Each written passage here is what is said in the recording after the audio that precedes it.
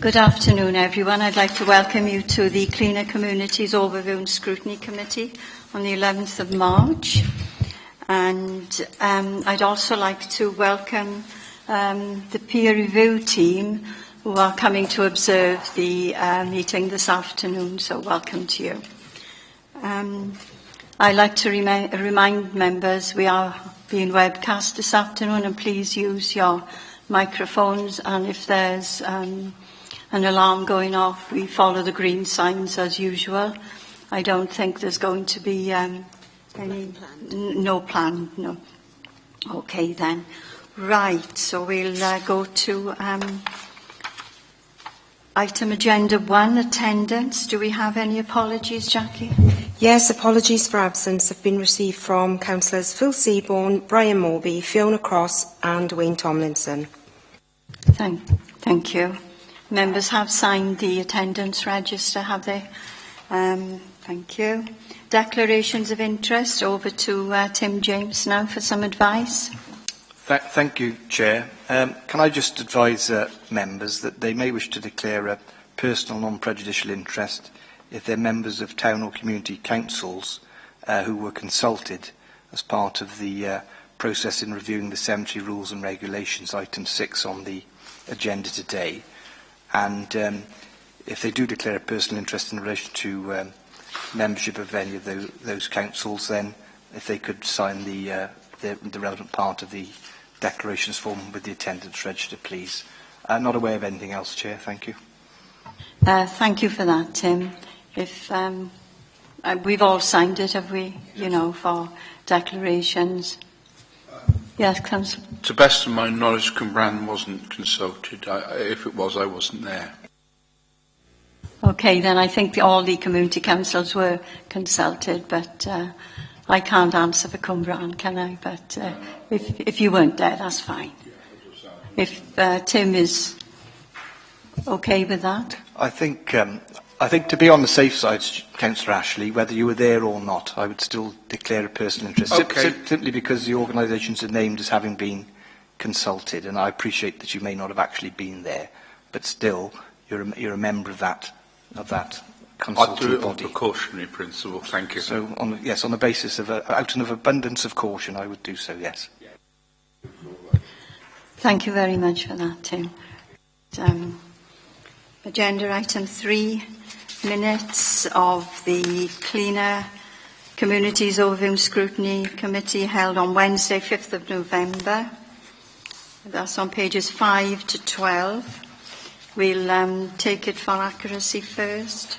Page 5, 6, 7, 8, 9, 10, 11,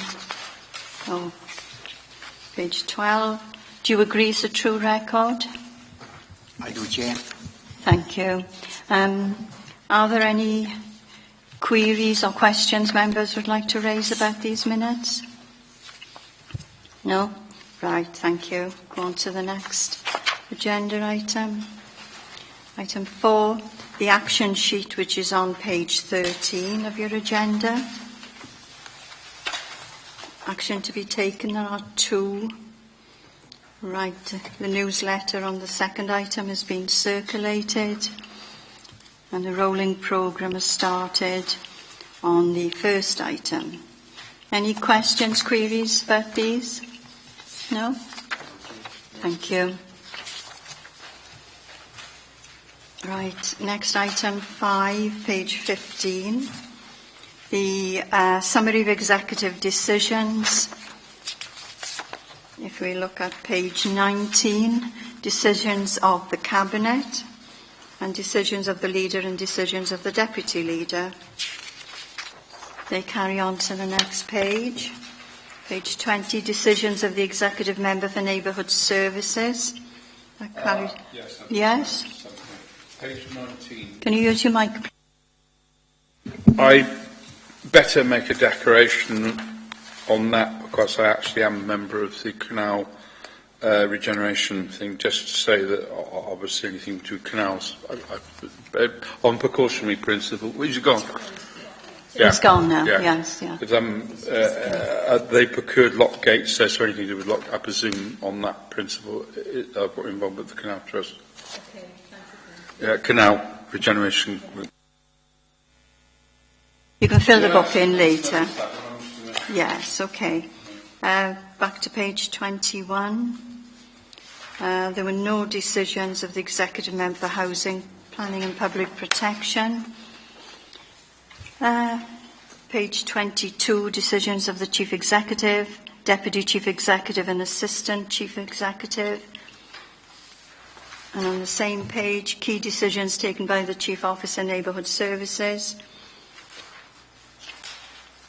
Page 23 as well, 24, 25, 26, 27, 28, 29, 30 and 31. Are there any queries on any of these from members? And from me, Chair. Thank you, Stuart. Any other queries? Okay, second, Stuart. Sorry, pages 24.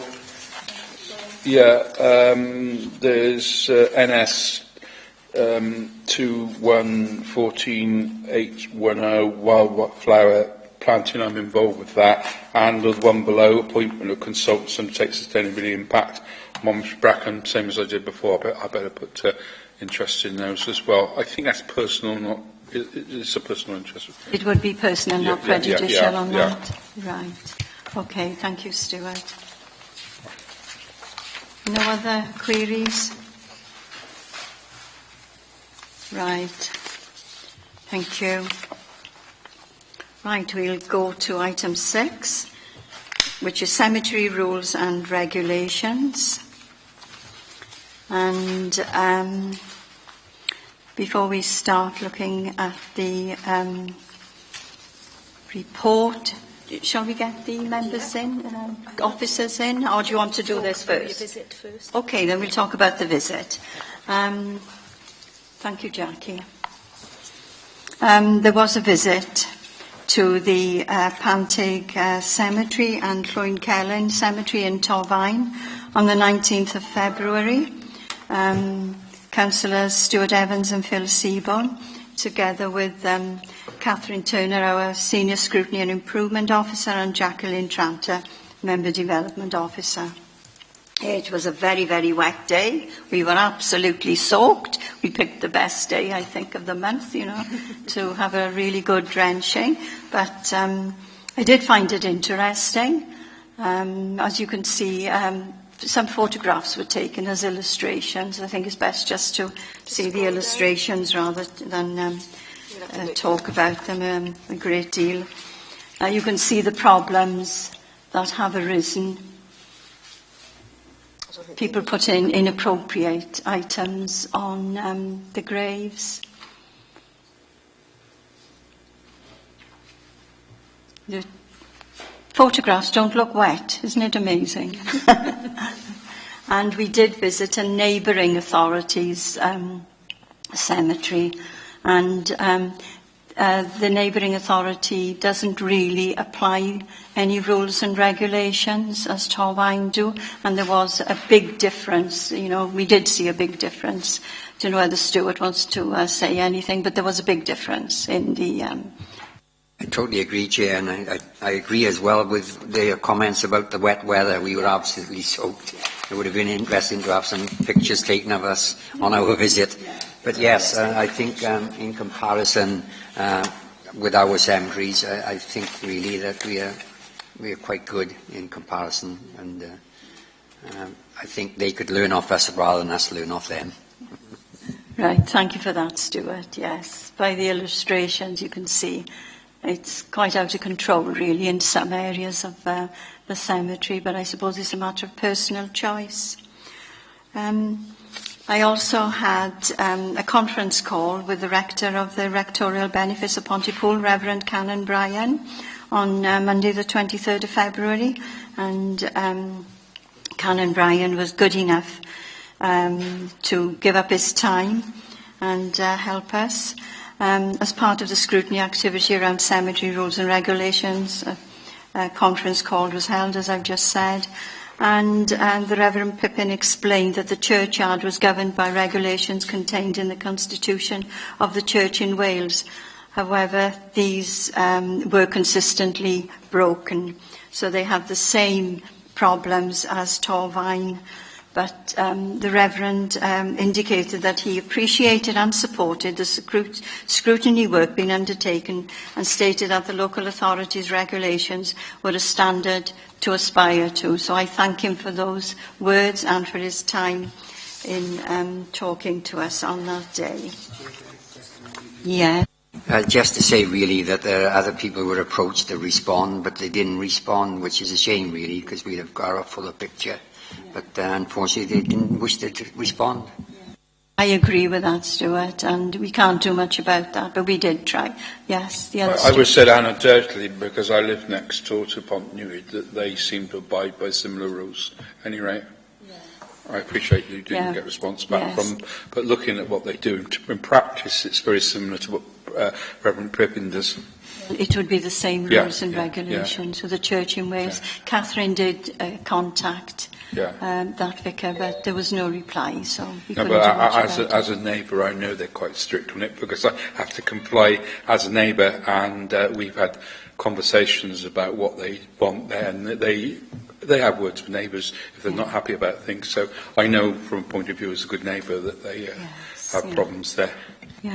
No, it's when it's noisy or lights and that sort of things. I know neighbours get upset. Thank you for that, Stuart. Right. Yes. I'll just remind members of the key question to be answered by the scrutiny today. Do the new cemetery rules and regulations achieve the aim of maintaining a dignified cemetery for everyone? Right, we're all clear on that now, and I'll ask Jackie now to bring the officers in. Thank you, Jackie.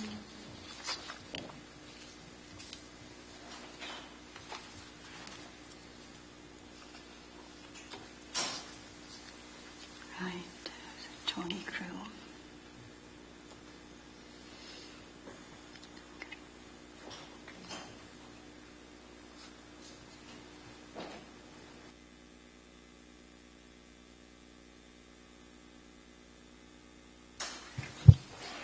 Good afternoon.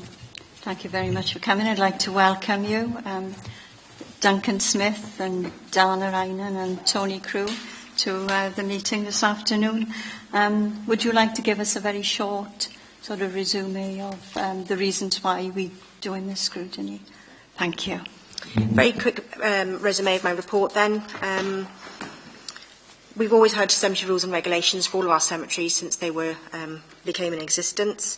They were separate up until 2004 when we combined them together. So we had one set of rules for all of our cemeteries. The last time we reviewed them was back in 2011, so it's been a little while, which is when Floynkellen Cemetery came on board. It is natural that from time to time they do need to be updated because society changes and people's expectations change. Last year we went through an effort to enforce our rules and regulations, which resulted in a petition to council.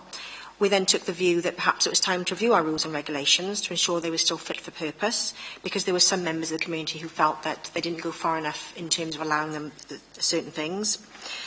So we've undertaken a review. We actually worked with that petition group. We offered to meet with them, which we did on the 1st of August. They self-selected who would attend that meeting with us. So we had 5 people come along and talk to us. We spent a good 2 hours with them, hearing their concerns and their first-hand experiences about what happened. And we also then offered to work with them in terms of looking at our rules and regulations. Tony and I then went away and did a draft review of those rules and regulations. We put it back to the petition group. We met with them in December. Unfortunately, one person was able to come back to that meeting because of the illness of other people, but we did receive their comments in writing, so we have had their comments. We took those on board and circulated a final version. We asked at that time if they were happy or content that that version would be the version we bring to the scrutiny committee, bearing in mind we're supposed to come to in January. The response that we got back through an elected member who was supporting that group was that although the people that came to the meeting were content with them, there were other people in the petition group who remained dissatisfied because they didn't feel we'd gone far enough to allow things that we currently don't allow. So on the back of that, we felt it would be worthwhile doing further consultation. I met at the Local Council's Partnership Committee on the 16th of December, which is all of the town and community councils. We consulted with them. We've had their comments, or we've had 2 sets of comments from Pontypool, which are incorporated. And we also went out to Torfaen People's Panel, which is our recognised means of consulting with the public. If we were just asking a straight question, we could have perhaps gone onto social media and done something along those lines. But because we actually want people to read a fairly lengthy document, we felt that doing it in a focus group would be a far more effective way of doing that. So we wrote out to all 350 people, well, there's over 350 people on the Torfaen People panel. We asked them if they wanted to be involved in a focus group. 20 members of the public came back and said that they would. In the end, 7 people actually contributed. So although we sent them the rules and regs, only 7 people came forward with their comments, all of which have been incorporated. So what you've got in front of you today, members, is effectively a revised version of our rules and regulations. I also sent you the original, or the 2011 version of the rules and regulations. I've outlined in my report what we've added into it. That's at 7.15. I don't know whether you want me to go through that, Chair, or whether you're happy that members have read that. Yeah, so para 7.15 lists the new things. So we've put in a generic email address for public inquiries. We've brought together all of the items on grave personalisation into one section, which we've actually headed up grave personalisation. One of the things that came back to us from our conversations with the public was that they felt that the rules and regs, the old rules and regs, could be clearer, and that they felt they wanted to make sure that things were consistent. So we brought everything together under one heading. We've added sections about candles. We had quite a long discussion with them about candles. We've added a section within grave personalisation about special occasions and anniversaries, because on certain special occasions we do allow balloons and other items for a short period of time, but we felt we needed to put that in the rules and regs. We added in a section that explained our standard for grass cutting, because in our 2011 version of the rules and regs, we didn't talk about how we maintained the grounds. We thought it would be helpful to put that in, because it would help explain why certain things weren't allowed. So we've added that in. We've added a section on our intention to have a policy for dealing with plots with difficult growing conditions. We've put a section about adverse weather and what happens to cemeteries when we have adverse weather. We've put in something around raising formal complaints. We've actually put in the rules and regs this time that we should formally review them every 24 months. So rather than wait until an event, which then leads us to revise our rules and regulations, we think that we should look at them every 2 years. And that's recognising that society changes, and as society changes, our policies need to stay in line with that. And we've also suggested forming a Friends of the Cemetery group. And the idea here is that we would have members of the public or service users, preferably 1 or 2 from each cemetery, who could meet at a time that suits them, at a frequency that suits them, to talk about maybe ongoing issues within the cemeteries that they can discuss. And this group then would also be used to inform any further revision of our rules and regulations going forward. We also made some changes to the rules and regs, which I've outlined in 7.16. We've actually changed the wording about what's not permitted, and we've said that items that illuminate, move or make a noise are not permitted. That's actually an extension of what we say in our 2011 regulations. I think what's happened in previous policies is we've tried to give examples to be helpful, and that's been seen as an exhaustive list, or as a finite list, which then has led on to further difficulties. What we've basically said is, look, we don't allow these things, but if you're in any doubt, please contact the cemetery office. We've changed the issue around writing to grave owners. What we're suggesting is going forward is that when someone does put something on that's not permitted, we write to them once, on the first occasion that it happens, and once only. The current practice is we write to them every single time. And that has actually led to quite an administrative burden, because people are removing items and then within 24 hours putting them back, which then necessitates another letter, and so it goes on. So what we're suggesting is going forward, we write on the first occasion, but we don't write after that. The rules and regs are very clear about what's allowed and what's not permitted, and what we'll do with items should they remain. Again, we're suggesting that we only store items for a very short time after people have been written to on that one occasion. At the moment, we store them for a month. We're suggesting we continue to store it for a month, but only after we've written on the first occasion. So if after that occasion we're still finding items on that grave, then we will remove them and we will discard them and not store them. That's our proposal. And we've also extended the time that floral tributes can be left immediately after a burial to 8 weeks. Currently, we provide 4, and the view that came back to us from the public was that they felt that so long as it's in good condition, it could stay a bit longer, and we agreed with that. So we've extended that to 8 weeks rather than 4. So effectively, the other thing I pointed out in the report at 718 was that we engaged with the Association of Public Service Excellence to find out what happens in other, and this isn't just in Wales, this is across the UK. What came back was a real mixed bag. You'll be unsurprised to learn that some authorities are less stringent than us, some authorities are far more stringent than we are. We're middle of the road, really. That was our assessment of it. And what we're doing isn't significantly at odds with other authorities. And then the final thing that I just wanted to raise was that we have a single set of rules and regulations to cover all 4 of our cemeteries, and one of the questions I wanted to pose to scrutiny today was whether or not you still feel that's fit for purpose, or whether we should go back to having a different set of rules for each cemetery. As officers, we feel we shouldn't, because we're concerned that if you do that, you end up with disparity. You end up with an inequality where some things are allowed in some, but not in others, and that could lead to further complaint because people feel they're being treated inconsistently. And one of the things that came through quite strongly in our conversations with the petition group was more actually around the approach, and they wanted to ensure that there was a clear understanding of what was allowed and what wasn't allowed, and then a consistency of approach going forward. So, Chair, I'll just finish by saying that obviously it's just seeking the scrutiny activity, which is asking the scrutiny to consider whether the revised rules and regs provide for dignified cemeteries for all, and whether or not the one-size-fits-all is still appropriate. Thank you for that, Dana. We'll start the questioning now, and we'll start on the theme of consultation. Who wants to take the first question? Go on, Stuart. Thank you, Chair. The question is, Dana, there were were there any suggestions put forward by the petition group or other consultees that were not taken forward? And if so, what were they and how were they dealt with? No. There were no suggestions made that weren't taken forward. When we met the focus group, there were some queries that were raised, so people wrote down on their version some questions. We answered the questions at the time, but there wasn't anything that they put forward that we haven't physically taken forward. We took on board everything that anybody said. There weren't any conflicts either. So it wasn't a case that one person suggested something and someone else countered that. So where people made suggestions, we actually took all of the suggestions on board. A lot of what we found in the focus group, and in fact with the meeting with the petitioners, was that it was more questioning why things were in a certain way that we were able to answer. Even the ones that we received in writing, we responded in email form to them. We explained certain things, but if they felt that we needed to clarify something, we did that. And I would be happy to share, but it would not be for the public domain, I'd be happy to share with any member the email correspondence and all of the information that I received so that you can see for yourself that it has been taken on board, because there wasn't anything that was suggested that we didn't take forward. Thank you, Dana. Alan, do you want to take the second question? Thank you, Chair.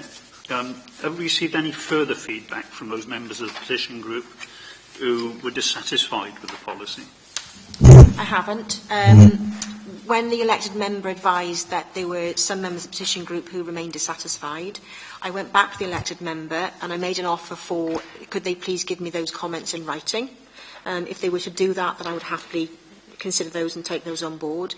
And even if they were things that perhaps as officers we didn't necessarily agree with, I would have included that in the scrutiny report for members to make a determination on that.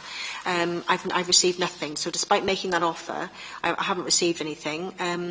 The response I had was that they didn't feel they could articulate what they wanted to say, and I also made the offer of, well, could anyone help pull that together for them? But I've not had anything back. So, and that was made before Christmas. Thank you. I think you want to come in, Councillor Ashley, now? No, all right. No? You want to take the third question then?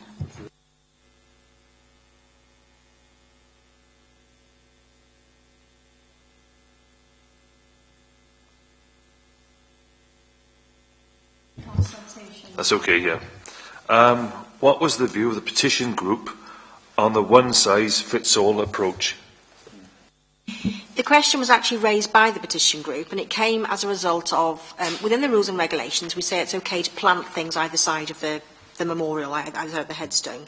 And a question was received about Llwynkellen Cemetery, because in Llwynkellen we have the concrete raft system for the burials, where the memorial sits on the concrete raft, and it's not physically possible for people to plant in front or to the side of that, because there is a concrete raft system. And it was as a result of that to say, well, maybe we should have a different set of rules and regs because of the concrete raft system, which would enable people to plant in front of the raft. Our response was that we wouldn't necessarily want to encourage planting in front of the raft, because that then will lead to issues with the grounds maintenance, which is why we asked for the planting to be at the side of the memorial at all other cemeteries, because it doesn't interfere with the ground maintenance.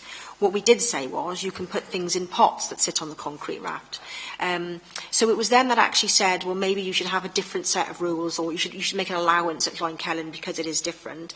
And that was what led me to ask the question of this committee, well, is the one-size-fits-all still appropriate? We still think it is, because we think that if we don't have that, it could lead to, we could end up with an inequality going forward. So, yeah, that's our view, but I'd be seeking committee's view on that.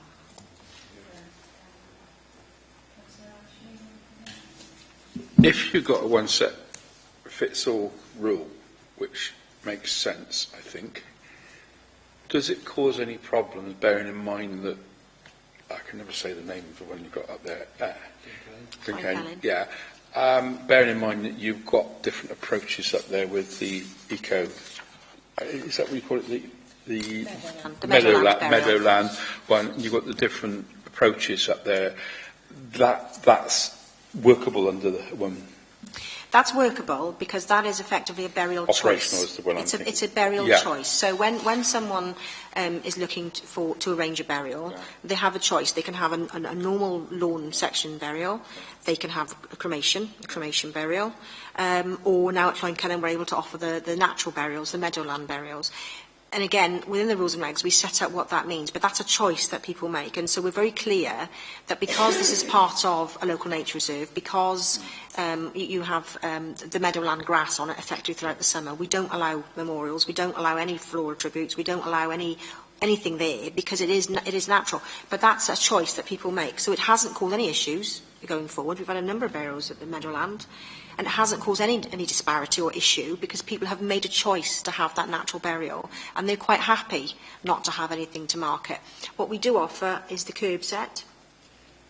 The curb sets for Meadowlands, people can have So we're going to be offering a curb set for people. So although they can't have a memorial actually in the Meadowland, if they do want to have something somewhere that commemorates the loss of their loved one, we are in the future going to be offering a curb set as part of Cloyne. So as you come up the drive, as part of the curb set, there will be small, effectively, I call them plaques, but they're memorial vase blocks that we're going to provide people so they can put something there if they wanted to.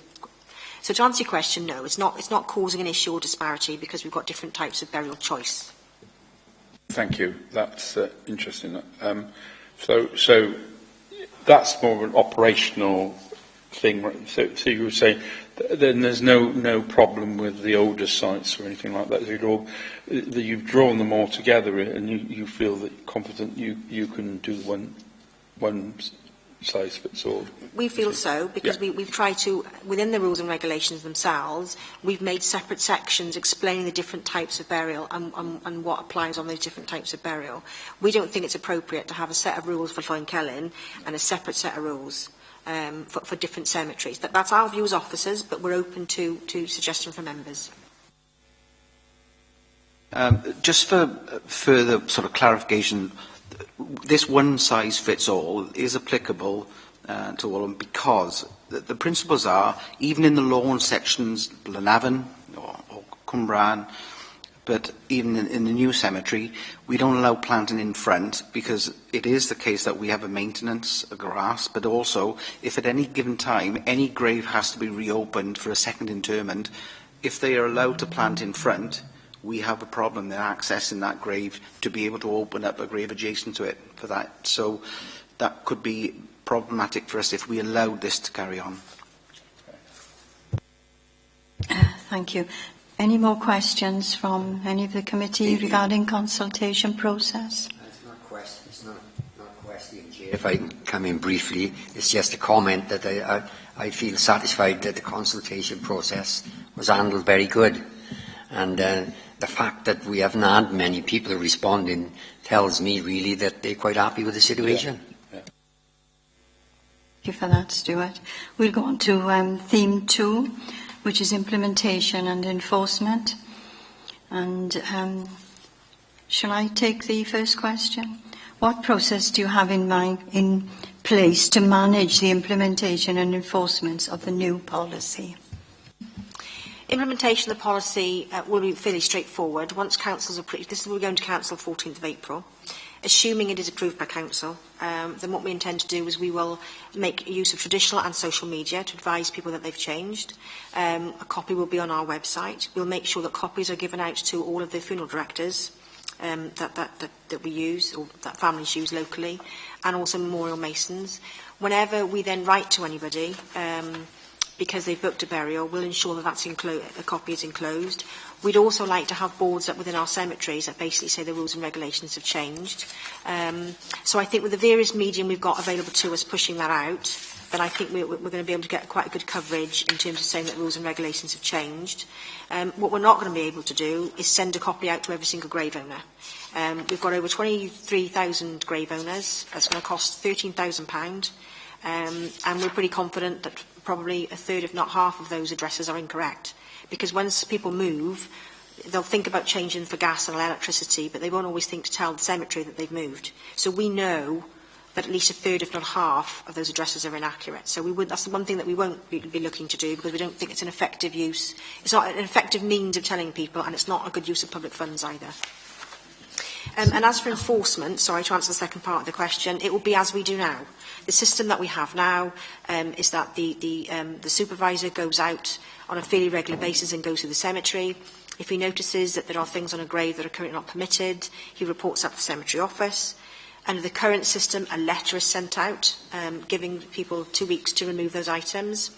If they've not been removed within 2 weeks, we remove them, we store them for 1 month, and if they're not collected from us, and very few people do come and collect them from us, then we will discard them, and that's all written in the policy. That's exactly the same going forward on the first occasion, but if there is a second occasion, when a particular grave owner has replaced an item that's not permitted, then we shan't write. If that's what people approve, if that's what members approve, we will just remove the items and discard them. Right, thank you, Dana. Can I just say, the rules and regulations are not displayed at the moment. This will be a new initiative by the council. Right. They were, an abridged version has been displayed in the cemeteries. Unfortunately, they get removed.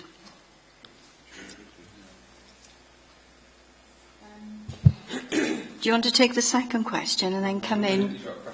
Yes, I know, but if we take these and then come in with the supplementary questions after. Is that okay? Okay then. Who wants to take the next question? Go on then. Okay.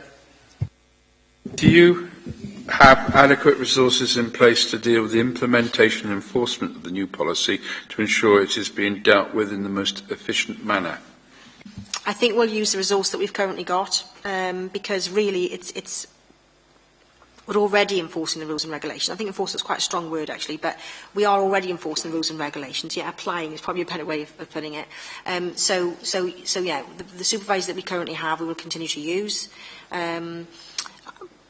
Hopefully, as things go forward, it will be less resource intensive, because if we're not writing every single time and then storing and having to manage the storing and then disposal after a month, that will get easier. So the administrative burden will reduce. But I'm quite happy that we can do that within our existing resource as we are now. Okay. There was a supplement. I actually was going to ask this the other question. Two supplements. One is, what is the amount of resource that you have, i.e. number of staff, etc., that do this? And the other is, it's a fairly obvious one, but I don't know if I've seen it in here, is the number of visitors you get on a either weekly or monthly or whatever basis. Have you got that? Do you click them or whatever? Numbers of staff, we've basically got, there's the one supervisor that does the monitoring, essentially. One member of admin staff, which is the registrar, who does the writing out. And then in total we've got 7 cemetery staff, but they take care of everything. That's all the burials, reburials, grands, maintenance, so on and so forth. And they, together with the supervisor, will then remove items. In general, though, the supervisor tends to take on that responsibility himself. Because, we're very conscious that it's a very emotive subject. We are conscious that it's unpopular. And so he does tend to take that on himself rather than have the operatives being faced with angry members of the public. We have no idea how many visitors we get. We have no means of recording that, and we've never set up a station to be able to do that and count people in and out during it. So no, we don't have that information to be able to tell you how many visitors that we get, whether it's in the weekends or holidays. Would there be any advantage? Because obviously there's fairly simple systems that are used in other facilities that could do that. Whether you ever thought of doing that? Have you ever thought of doing that? We've not found a use for doing that. So even if we did do that exercise, I'm not sure what we'd use that information for. So if we were to find out how many visitors we had, I'm not sure how we would use that information really. That counts as the benefit from it. Okay. Yeah. Alan and then Gwyn. Thank you. Thank you, Chair. Do we actually keep records, or will we keep records of what we've taken from where and when? Because it is a contentious issue, and I know things disappear from greys that have not been removed by the council, but other people for various reasons.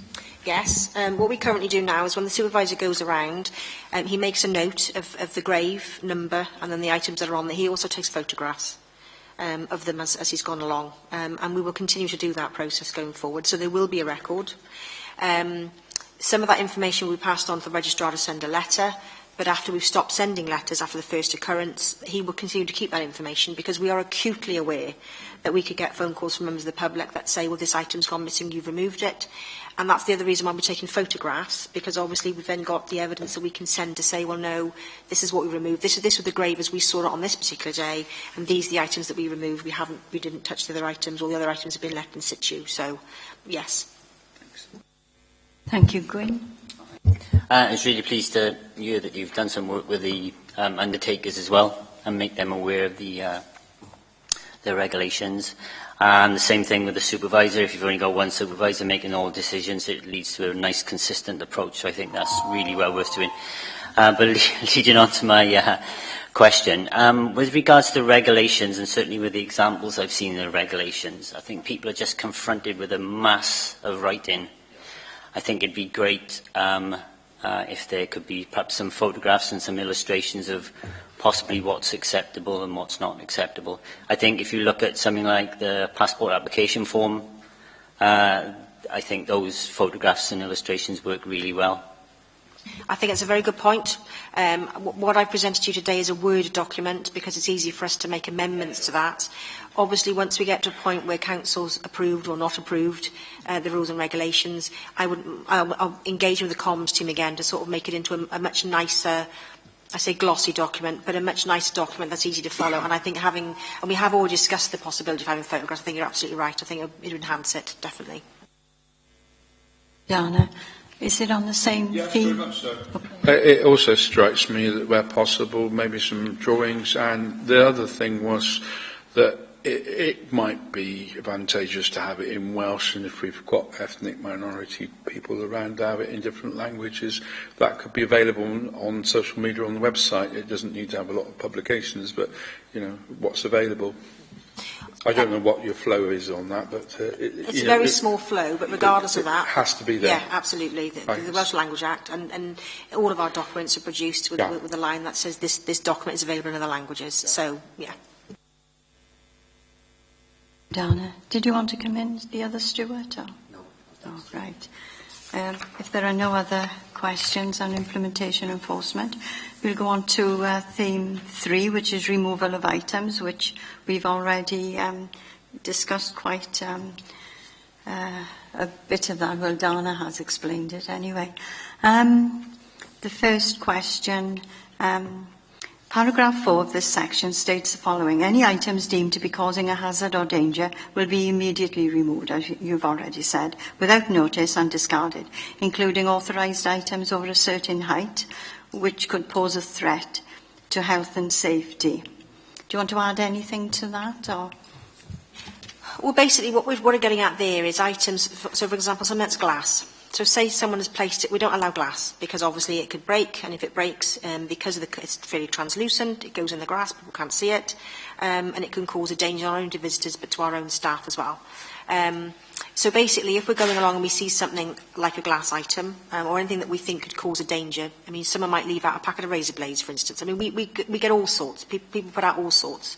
that they leave on loved ones' graves. So let's say something like that was put out, then I would expect the supervisor to remove that straight away, simply because that could be a danger to someone.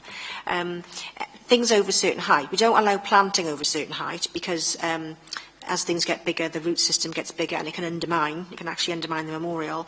And we felt for parity, we ought to say something, it should be something in this similar for other things. Higher something is, the harder it will fall. So if it gets caught in wind, if it's not something that's a plant which is planted, then it could fall and cause damage. So that's why we've put that in there. But again, we've been at pains throughout the document to say, if you've got any doubts, please contact the cemetery office. You know, we want to work with people, so we're not trying to draw up a list of things that says you can't have any of these things. I think we're quite open in the things that we've allowed, that we think are safe and don't interfere with our operations. But we would implore people to speak to the cemetery office to sort of get agreement to it beforehand, and then there should be no issue going forward. Right, thank you. Could you specify the height that you would? It is in the document. It's 500. 500, is it? Right. Sorry, Chair. Within the document, that's only specified for plants. There's no other specified on other ones, so it could be on both. Yeah, I'll take that on board. Yeah. Right, who wants to take the next one? Alan, do you want to take the next one? Thank you, Chair.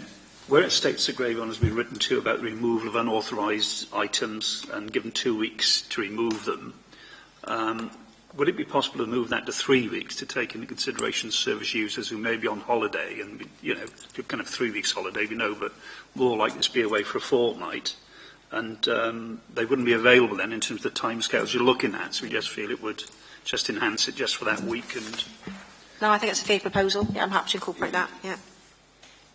I think that's probably consistent with other things people get consulted on, like planning applications and things like that. So happy to do that. Yeah. Right, Giles, do you want to come in with a question? Yes, please. Earlier on, you said that the family will be written to once, and then things off the grave would be held for a month. Anything put onto the grave after the letter would be disposed of. Would this be on a new grave, like a child's grave, or would this be on a long-standing grave? And surely this is going to cause a lot of upset. It would be for all graves equally. We wouldn't look to change it for the type of grave. We've got to have parity across different graves.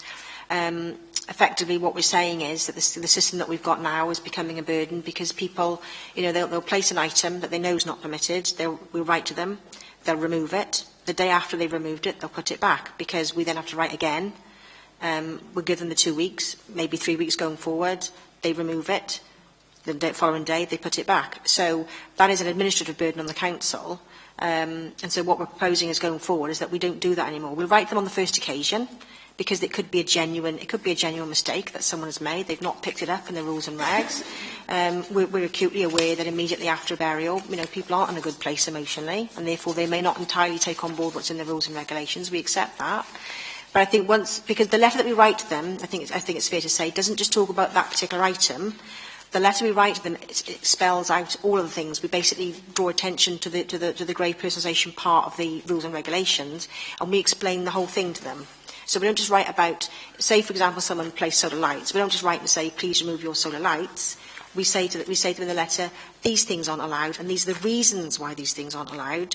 You've got one of these items, and we might then go on to say, solar lights, you need to remove these items. And we'll also spell out in the letter that we send that they won't be writing them again. So if we get a further issue going forward, that we won't write them again. Thank you, Dana. Is there anything else now on removal of items members would like to ask? No? We'll go on to the next theme, which is adverse weather conditions. Do you want to do this? Thank you, Chair. Yes, I'm glad to see the addition of adverse weather conditions because I know it's a real difficult one, and I sympathise with the operatives who've got to deal in these conditions, and I know that in very, very wet weather we have delayed burying in some parts of the ground where we can and gone to ground where we can. But is there any possibility of lessening the damage made to the cemetery grounds as a result of using machinery to dig graves, because we no longer do it by hand now, obviously? Why I ask this is because, and I'm being a little bit parochial here, Chair, if you don't mind. I've had instances of relatives being very, very distressed on visiting their loved one's grave a week after, and it's just like a building site, really.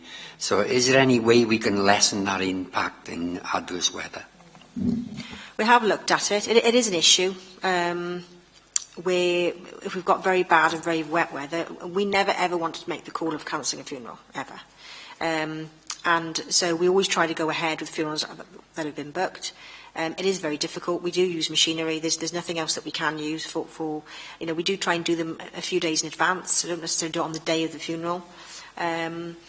And yes, we put down matting during the course of the funeral. We do try and make good as soon as we can afterwards. But, once the ground is settled, we have looked at track systems for the machinery. So we have looked at this issue. There's not really a lot more else there's not much more we can do. When we have very bad weather, particularly with a lot of rain and the ground gets saturated, it's inevitable it's going to get churned up. We do our best to make it as tidy as we can. But we know that it does upset people when it's particularly churned up.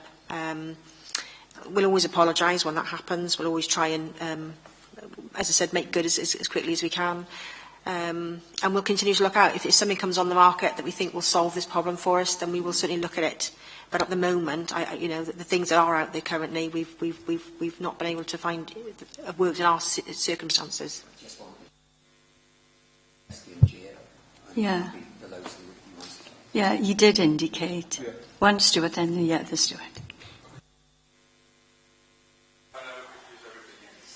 I mean, I was going to ask the same question. I'm sure it's the same as Stuart, because I've had people in where I live about Bryngelyn, and they've said, can they start down the bottom? Because obviously you've got a lot of heavy clay. It's Cwmbran. It's built on clay, isn't it? And that's the problem you've got. We recognise that, and some people have got a little bit disturbed about that. The heavy rain, exactly the same question as you've got on that one.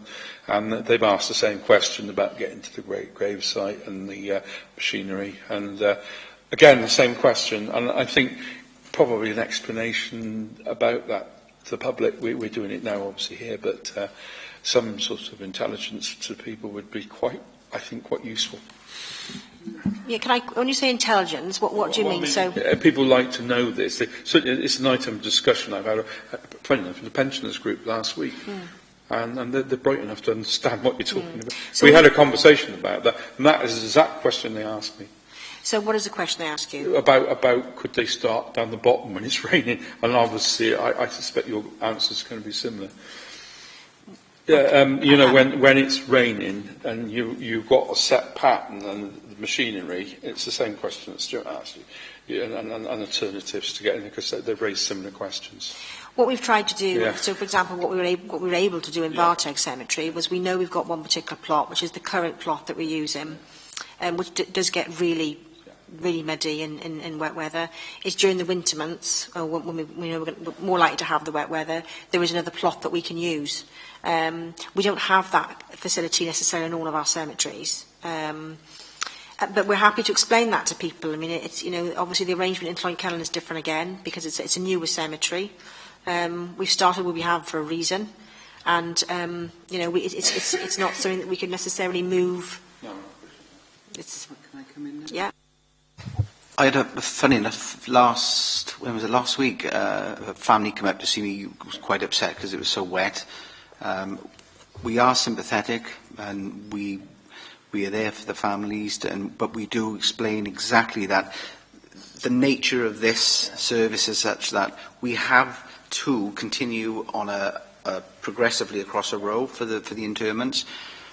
If we were to say swap about, you end up with a patchwork quilt, and it's not manageable. The boards are placed down to try and reduce it, but the day this family came in, it was pouring down and the ground was muddy.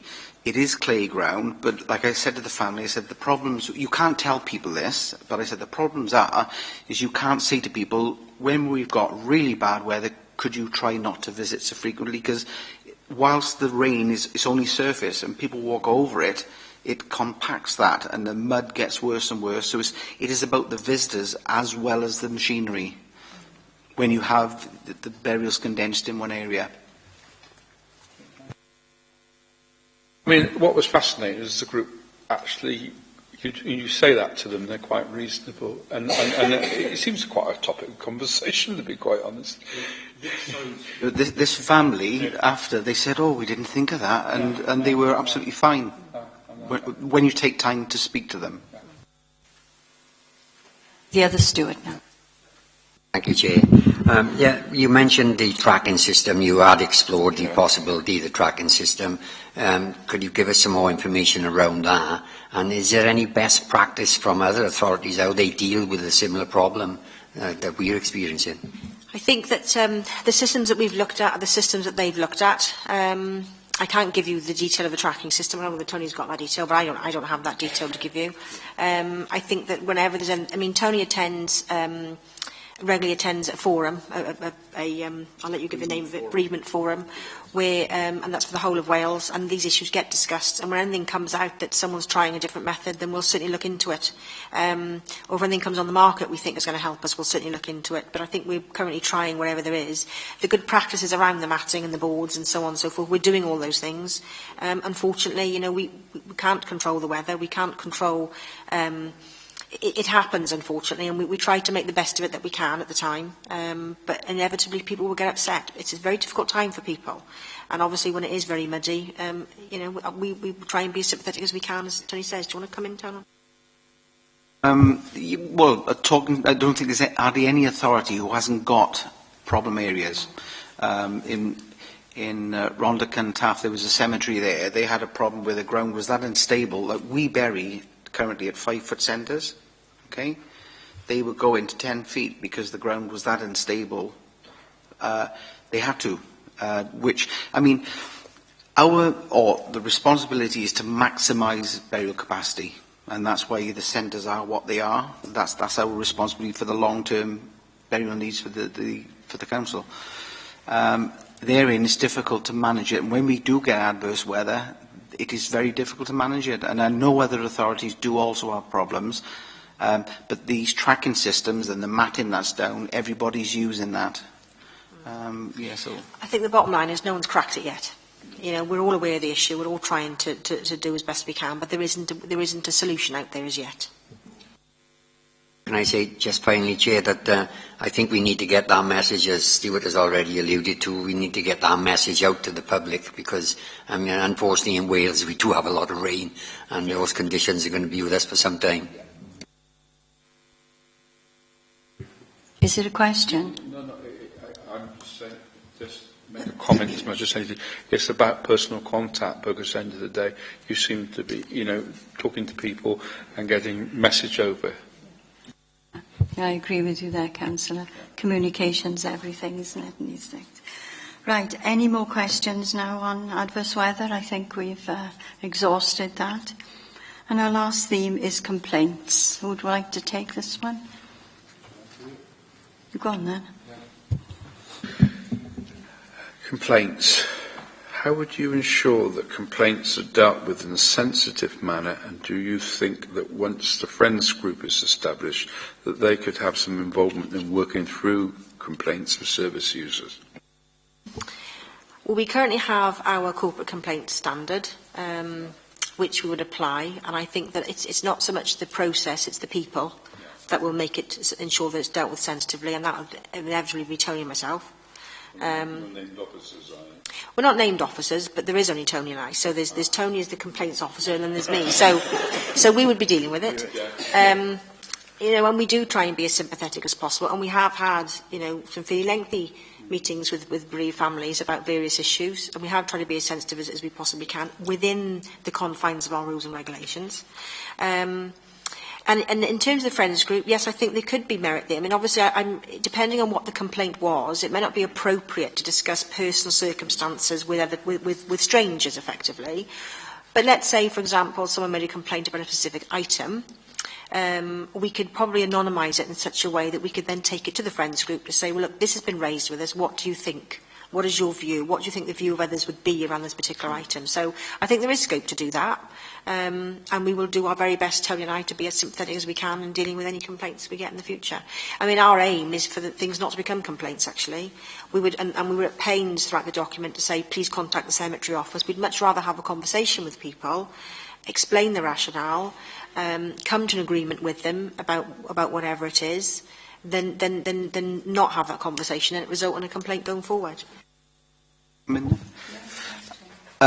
Just to embellish that, is every time anybody comes to see me, whether it's a case that an item's been removed, whether it's for a transfer of burial rights, whatever they do, it could even be because they do have a complaint of sorts, I always go at length, and this is genuine, I say to them, I said, from this point, I said, we're not your enemy, we're here to provide a service the best we can. And I tell them all, please, no matter how big or small the issue, always call. I prefer you to call up. Whether I can give you the answer you want, I can't guarantee that. But at least, if I don't know what your concerns are, we can't discuss it and we can't help you. So we do a lot. Stuart. Thank you very much. Going on to complaints, two items really. The one is, do you get complaints from the word I'm looking for is funeral directors? Do you get complaints of them? And the other one is, when are you hoping to establish the user group? I'll answer the second question first. As soon as the rules and regs have been approved, we will put something out through our channels to get that group set up. We've already had 3 names from the petition group of people who've been interested, so we've put those names ready to go on there. So yes, we'll advertise that almost immediately to get people involved, and we'll use Torfaen People's Panel again to do that, to try and get a friends group established. I was going to say, actually, before you asked your question, if you want me to, I have the information. I haven't got it exactly specific in my mind, but we had something like 3 complaints or 2 complaints in a whole year to do with cemetery. So I think that shows that we don't actually get many formal complaints, because we, predominantly Tony, I will say, but we resolve a lot of them before they become formal complaints. But I'm happy to share that information with you if that's something you'd be interested in. When you say, do we get complaints from funeral directors, do you mean about funeral directors or funeral directors complaining to us about things? Funeral directors complaining about the service. Oh, I'm not aware of any. None that I've been aware of since I've been in post. Saying informal, but I don't know whether Tony can add any more. Yeah, I have, where they come in with concerns, which they come into the office, I'll discuss, find out what it's about, I can head it off at that point, or if it's a genuine problem they've got, I can raise it then with the operations team if it's operational, but invariably they've had only a couple, very few, so it's minimal. It's true to say that none of them have gone to a stage 1 sort of process. Even if things don't go to stage 1, depending on what it is, Tony will keep me involved. Now, I wasn't aware of that, so to me that means it's just part of the day-to-day dealing with an issue. So they might come in and say, I can't even think of an example. Can you give an example? But they might come in and say, we've got a slight issue with that. That is just the day-to-day. So Tony will deal with that as part of his role, and that doesn't even I don't even need to be involved. I think if it was something that got a little bit more difficult, I think Tony would keep me involved. And I wasn't aware of those, so I think that kind of answers the question, really, and we've certainly not had anything at stage 1 now. Thank you very much, both. But you got a question? Yeah, we'll come back to the catering. Catering is not really complaints so much as gripes, which is something that we brought up in other places about when a complaint becomes a complaint. I mean, you're well aware of it from neighbourhood services type things, and when people have got, I don't know, you're not letting me do something country, and it's when it becomes formal and goes on a bit of paper. It sounds to me like Tony's heading some of them off of the past by explaining things to people. So you're capturing the data, I presume, anyway, on that. That's what you're saying. We're not, actually, but that's something that we are going to look to do going forward. When someone comes in and speaks to Tony, or phones up and speaks to Tony, or whomever, obviously Tony deals with that, but he hasn't necessarily made a record of it. It's just something that he's dealt with. Well, I think one of the lessons that we learned, certainly from last year, was that we were getting an awful lot of complaints. And when I say complaints, I don't mean formal written complaints. They weren't formal written complaints. No. We were getting a lot of calls and people coming into the office complaining about the over-personalisation of graves. Yeah. And it was as a result of receiving those complaints, verbal complaints, that we actually took the action that we did. And I think one of the lessons we learned from last year was that maybe we should have recorded those. Yeah. Because later on we were asked about that. We were unable to give numbers. We weren't able to say, well, we had this number of calls and calls into the office at this particular month. So I think going forward, it's something that Tony and I are definitely going to have a think about and have a look at. Maybe I don't want something to become, I don't want it to become bureaucratic. I don't want it to become an animal that has to be fed, but we need to have some sort of a system that, as and when people come in, maybe he's got a very simple system just recording what that is, so that if we need it, we've got that there to refer to, which I think we would have found useful last year. Right, thank you. Any more questions on complaints or any other topic now before we... Yes, yeah. With some faiths, I understand that they need to be buried within 24 hours. So how do you cope with that? It didn't seem to spell it out in the regulations. No, I think the main one is the Muslim community. Now, strictly, the interpretation is used unfairly by some people. This 24 hours, it's not applicable. In the Quran, it is about a burial to be carried out hastily, but that is only it only applies to that country in the temperatures they've got. So it's not a requirement in law or anything like that. So it's not an issue for you at the moment, by the sound of it, then? It's not an issue that we've had to date, but I take on board your point around whether we should put a line in the rules and regulations that effectively says, because in the rules and regulations we basically say,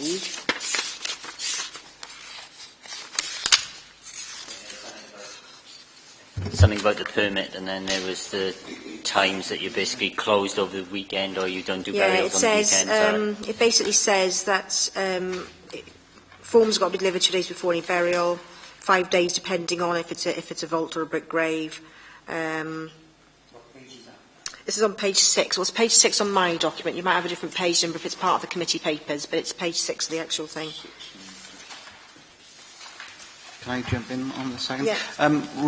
You picked up on the permit. What it is, every interment requires a notice of interment application form. Now, whether it's a private burial from a family directly of cremated remains more often than not, but the funeral director or whoever's arranging that funeral has to provide us with a interment notice form that contains all the details of the deceased and all the grave ownership. Now we have that, and it's 48 hours we have that. So that's the only restriction we have. But that's not about the speed of the burial. It's about us having the paperwork in time to effect the burial. And that form, which is booking that funeral, it could be the funeral's 3 weeks' time. I think we've not had an issue with it. I think if we have had requests for burials in a short time frame, we've accommodated where we can. I think the point you're making is whether we should make mention of it in here, and I think it's worthy of consideration. So I think maybe we need to put a line in here along the lines of, if you require an immediate burial, we'll think of the wording. I can't think now off the top of my head, but we'll think of the wording, and maybe we need to put a line in here that basically says, if for religious or other reasons you require a quick burial, then we'll have I think we need to take that on board, and we'll need to think about that. Just that we've got Newport have a very high Muslim burial rate. Since Panteg opened in 1906, we've only had one Muslim burial. So, I've been approached by the community would we have an area, would we set aside an area? But then we're looking into the segregation, and it becomes then, well, do you provide an area for Catholics? Chinese, they want their area. Where we don't have the luxury of that amount of land to be able to provide segregation. And I went to London once, and my counterpart for the London cemetery, I said to him, how do you deal with such a massive multicultural society here? I said, with all their different needs. And he said, well, we don't, Tony. He said, we don't segregate in life, so why should we in death? That was his, I thought, was very good response. Yeah, I think that's a good response, and perhaps going forward, maybe it's perhaps not put in the regulations this time, but it's perhaps something your forum could discuss for your new regulations in 2 years' time, because it doesn't appear that you have an issue with this anyway. Stuart, it's a question, is it? Can I make an observation? It is governed by the Council's Equal Opportunities policy, isn't it? If you think about it, Yeah, so as we are a municipal burying authority, that in effect is governed by our municipal equal opportunities policy. I suspect that's how Newport gets around it. Yeah, I don't know how Newport, I don't know what Be interesting to find that out. Because we've got quite a diverse ethnic community of the Lisbon Authority. If you look, I know because we actually looked at that. We haven't had we haven't had a big call for it. No, I appreciate that. As yet. No. But no doubt we would, at the appropriate time, consider it.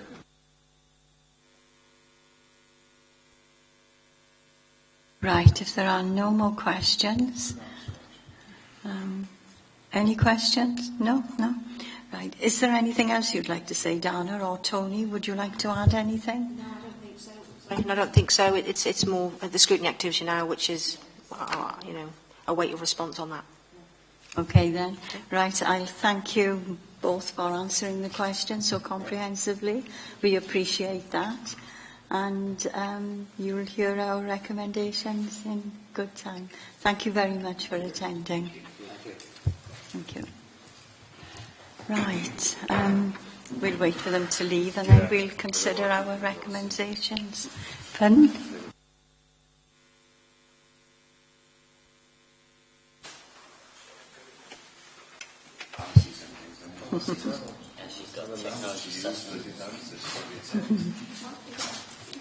Right.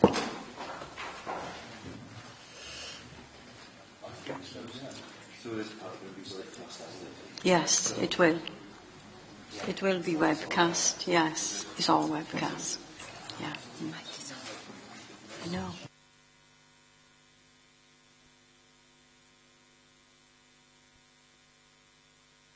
It's all right, Duncan. Thank you for attending. Right.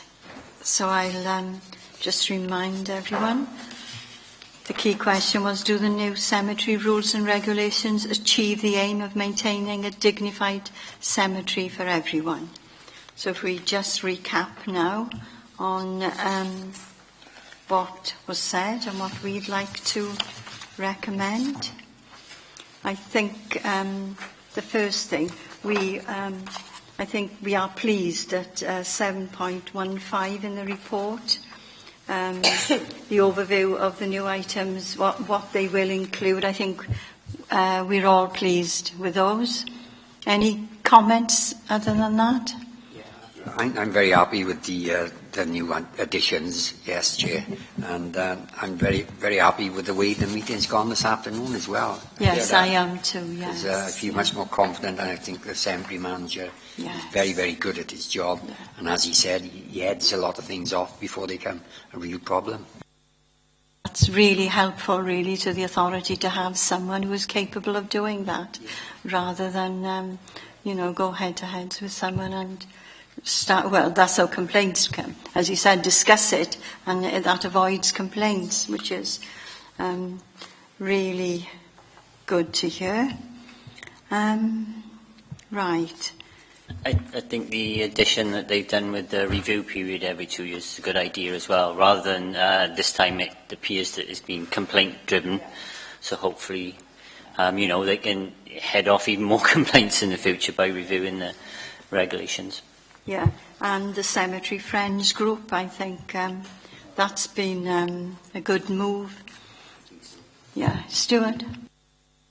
The only reason I brought up the number of visitors to the thing was I had a reason for bringing it up. I'm not sure whether she got that, because I made a note down here as the amount of traffic you get into a cemetery, which apparently can be quite busy at times, i.e. car parking, facilities for benches and stuff like that. So perhaps you didn't get that point. That's the reason I was asking that. You said that yourself about sometimes it can get very crowded. So I thought the fact they need to collect data on visitors was for that reason, and that reason really only.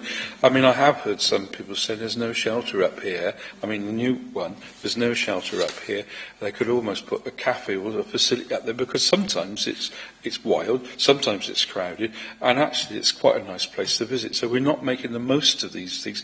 People do go there for reasons of family, and they visit them very often. So that data is quite a useful bit of data. How we collect it, I have heard the way they use facilities where they have either a clicking system or like they have on cycleway cycling, where you have a little line across and it clicks it. It's not rocket science, but it would actually add some data that we could collect on numbers using these facilities. We could get better facilities. That's why I asked that question. Maybe they hadn't thought about that one. Yeah, well, having a cafe, I don't know about that. I don't think we recommend that. But clicking, if it wasn't an electronic device, and most people go, especially Llywyn Celyn, they'd drive up in a car, wouldn't they? So you wouldn't actually know the number of people. So it would be, visitors in a car. But thank you for giving us There are bits of equipment the authority can hire to get that. It's not rocket science. Okay. The other Stuart? Could I just say, though, that Dana did recognise that it would be useful from their point of view to capture some data anyway. Yeah. So that could be a recommendation that we could recommend.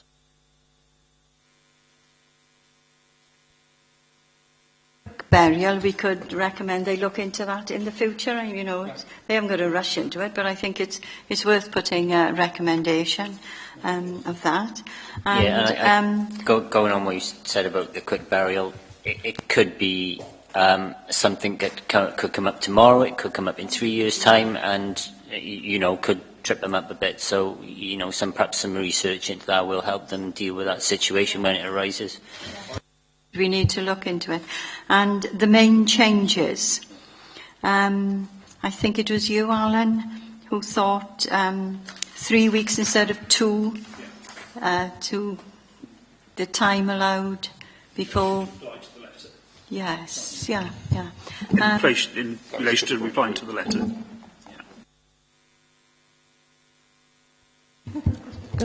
It is. I'm still very unhappy about point 716.3, only storing items for a short time. After being written, I just felt all my blood running cold when it was said that once a letter had been issued, even if it was on a new grave of somebody who just passed away, after that letter had been received, anything then would just be tossed aside. I think that's dreadful. I think we should ensure that, no matter what it is, however much it costs, it should be put in storage. It's only going to be a little item, I think, on a new grave. When somebody's, probably very upset, to suggest after you receive one letter while you're grieving, to just throw it to one side, it should be put in storage, wherever. I don't think it would happen on a new burial because they are now leaving the tributes there for 8 weeks instead of 4, so that wouldn't happen on new burials. Alan has suggested 3 weeks instead of 2. Because if people are on holiday or that sort of thing, give them 3 weeks, and then it's an extra month after that. So that's at least 7 weeks. So I think, that's reasonable. Anybody else got thoughts on that? I think they were at pains to say that they were being as sensitive as possible. And I think they were shocked with this process about the sensitivity. I mean, we've got to strike a reasonable balance between things on there that shouldn't be on there. We're trying to be in the user group obviously are suggesting that things that shouldn't be there and striking this balance. Yeah. Sorry, Chair, I think there is the point, because it does just relate to things that shouldn't be there. Yeah. Everything else that should be there will remain and can remain there. Yes.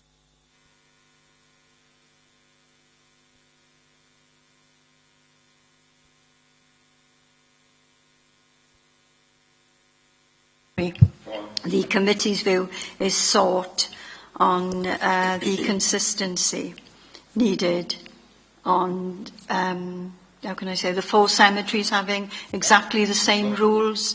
I can't see anything I wrong think with it that. makes perfect sense, Chair, to have consistency amongst the 4 burial areas. It's logical not to. If there wasn't consistency, it would be a nightmare to control, wouldn't it? I think that also helps the enforcement officer as well. It's very clear, and I think, if people can see examples of what is and what isn't accepted in the regulations as well, I think that will make it really clear. I think Lynn's suggestion to put photographs and possibly diagrammatics as well about what can and can't be in there is a good one. and the small number of staff, we've got to police this whole thing as well. We need as much cooperation of people as well. It's not about coming down a heavy hand unless we have to. It's about being reasonable, you know, and we really can't go around policing this all the time. The other Stuart now. We'll have to have a code here for the members of the public. It must be very confusing. Yes. I would like to see a recommendation, and I know Dana and Tony explained about the difficulties in inclement weather, but I would like to see some kind of recommendation that we could still explore the possibilities of alleviating our situation in some way or other in the future. Yeah. Yes, we could recommend that in the future to look into it. Yes. Any other recommendations? No? The one thing about this team is there's only Tony is potentially the face to the public. God forbid, if anything happens to Tony or if he's off on long-term sick or something like that, I think it'd be worth asking a question of what mechanisms Dana hopefully has got in place to help her out if that happens. Hopefully it won't, but... Heavily reliant on Tony. Absolutely, yeah.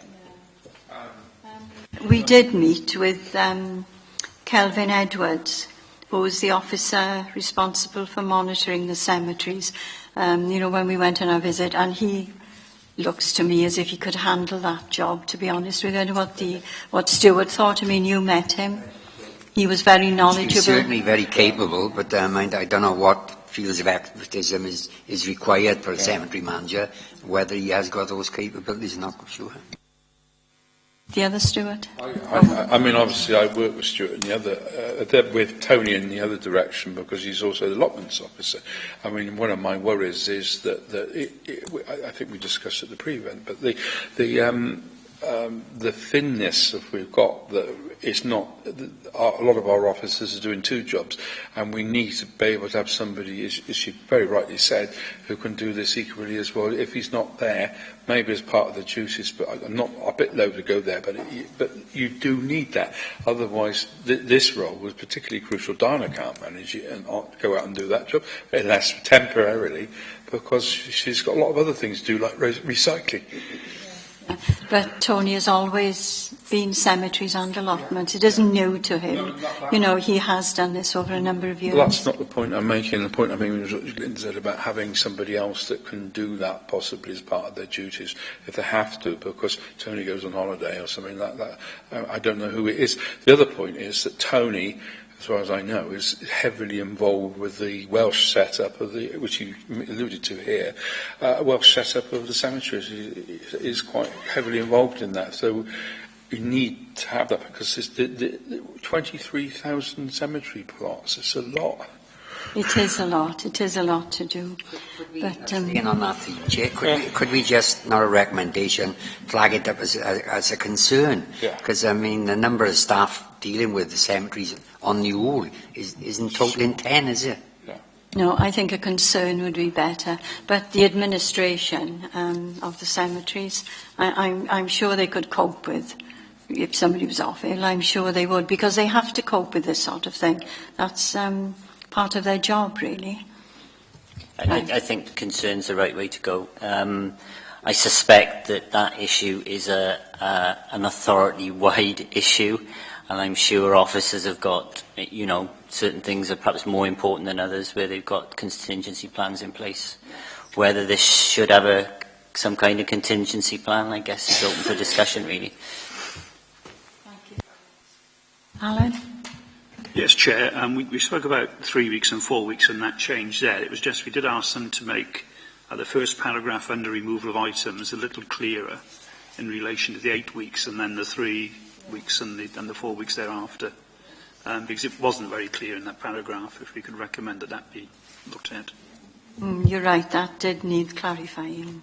Thank you for that, Alan. Any more? Would you like to go through it now and let us know?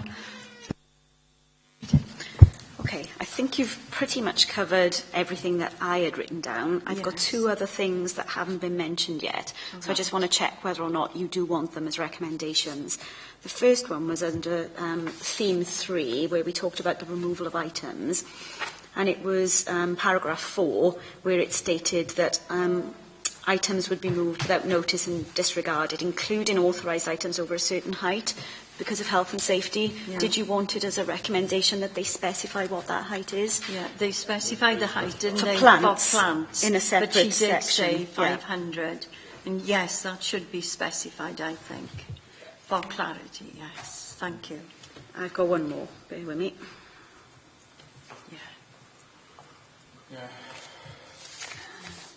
Okay, and then the last one that I've got down that hasn't been mentioned yet is under theme 5 of complaints, and it was around whether or not when the Cemeteries Friends group are established, whether or not they can be involved in some way or other, or explore some ways they could be involved in dealing with complaints. And she did mention that if certain things were raised, that if they could be anonymised, it may be a good idea to involve the cemeteries groups, because you're then getting views from people who are interested across the borough. So did you want that as a recommendation? Yeah, we could say if it's appropriate. Yes. And yes, they could give the officers ideas or feelings of how users would react. I think we need the word appropriate, because as Dana said, there's confidentiality and that sort of thing to consider.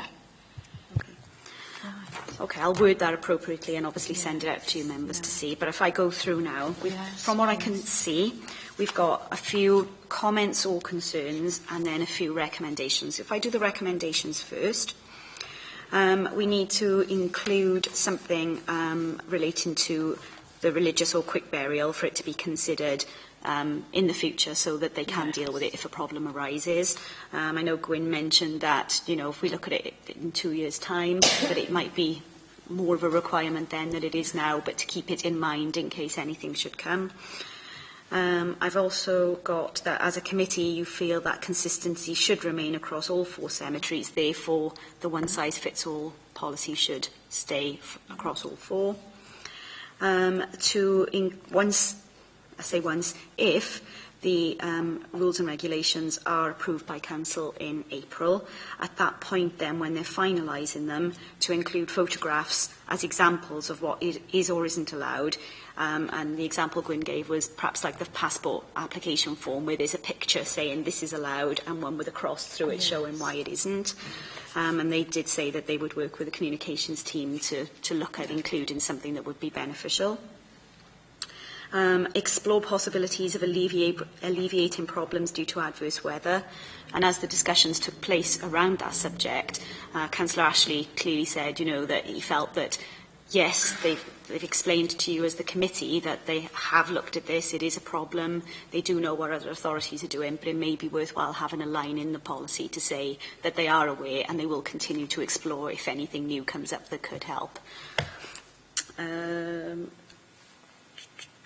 And then obviously the change to the paragraph, Alan, that you mentioned to specify the height of the allowed items that could cause health and safety, and to involve the Friends group, if appropriate, when dealing with complaints. They are the recommendations. We've got the concern to ascertain whether or not mechanisms are in place if Tony is ever indisposed, so that there is always someone there who can deal with any issues that arise. And then we've got some comments which are pleased overall with the new additions that have been made to the rules and regulations, pleased with the suggestion of a 2-year review period, and also very pleased and interested of the suggestion to implement a Friends group. Can we say we support these? Support, yes. Can I just put a suggestion? That 500 millilitre height on the grave should be equal to something that's tangible to ordinary people.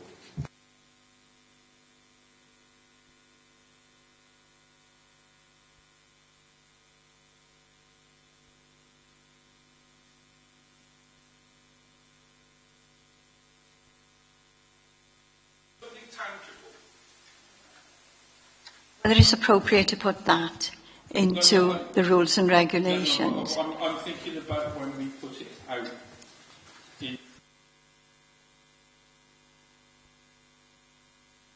in the rules and regs, but to give people an intelligible theme, because 500 minutes doesn't mean a lot to an ordinary person, but the length of your arm or something like that. And all I'm saying, put something that's meaningful. What they could do is put it in inches in brackets. Yes. I think people relate to inches perhaps a little better than 500. Photograph of Stuart's arm. Yes. I'm dead serious, because it does not mean anything to most people. Okay. If you say this is the height of Yeah. 2 inches to 2 foot, Yeah. it's roughly what it is. Yeah, but I think inches in brackets. I think people could manage that. Yes, all ages as well. I think part of the problem is it's not explained in plain English, and sometimes when this goes out, you've got the rules and regs, which is in documents, but you put it out in plain English, I think Yeah. it's covered it both. Okay, Stuart, we'll do something about that. And we won't cut your arm off to do it. No, I was just thinking about it. But you're very patronising just to put something in there. I have seen that done as well. This is what we mean. I've put a measure there to say, Okay. that is it. You know. Yeah. Okay, Stuart, thanks for that. Yeah. Right, Catherine's Yeah. going to... So overall, then, if we just review back the key question to be answered by the Scrutiny Committee, now that you've seen the report, you've had your presentation from Dana, and you've asked your relevant questions and have your recommendations, do you feel that the new cemetery rules and regulations achieve the aim of maintaining a dignified cemetery for everyone? Do you agree that that is the case? Do we all agree? I certainly do. After our visit as well, it's really brought it home to me. Yeah. I think we have a better standard here than other authorities, myself personally. Yeah. Yes, I'm really glad we did that exercise, even though we got soaked. Yes, it's when you actually go out and see, what can happen, yes. I think dignity is something we need to keep hold of. Think about it, Chair. Dana mentioned it earlier on this afternoon. This have all come about for people who were unhappy with the situation as it was. So, I think it needed looking at. It's to get the balance right, that's what it is, and we'll see now. But if it's going to be reviewed every 2 years, well, that's a good thing. If anything is not right, they can put it right. Okay, any other comments from any members? No? Right, I'll thank you for your contribution. We need to move on to 7. Oh yes, I got another item. Thank you, Catherine. Item 7, date and time of next meeting, which is next week, yes, Wednesday, 18th of March at 1:30. Catherine, what about next? Do you want me to ask next? And, Do you want me to talk about pre-agenda? yes, if you want to. Call the meeting to an end now, and then we'll discuss. Yeah, okay, then we'll call the meeting to an end. Thank you for your attendance, all of you officers.